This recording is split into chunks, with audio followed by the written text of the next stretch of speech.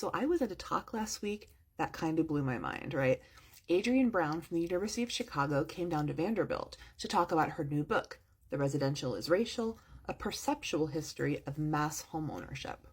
I'm going to try to simplify something very, very complex, so bear with me. This book is about how perceived whiteness and the value of homes, which, is also based on perception, right? Like how valuable something is really about how much value we think it has and how much we're willing to pay for it, right? So those things go hand in hand. She's showing how home ownership altered how Americans see race. So let that sink in for a moment, right? Race is perception. There's no scientific basis to race. We made it up, which is why every country has its own way of categorizing race and its own history and reasons for doing so. That, for example, is why someone who Americans might think of as black would be considered white in Cuba. So race is made up. But because of slavery, Americans learned to assign value to people based on race.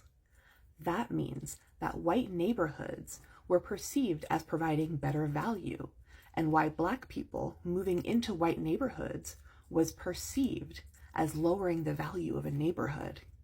See, I keep using that word, perceived, right? Because it's all about perception. A lot of people of color are white passing.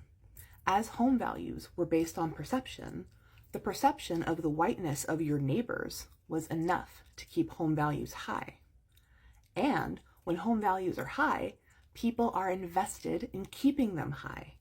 That means that people who historically were not considered white, like the Irish or white Jewish people, are invested in being seen as white and in recognizing their neighbors as white. That means that performing whiteness becomes more important than your actual lineage. And this blows my mind, right? Because it proves that home ownership and the system of perceived values that keep housing prices high changed how Americans see race.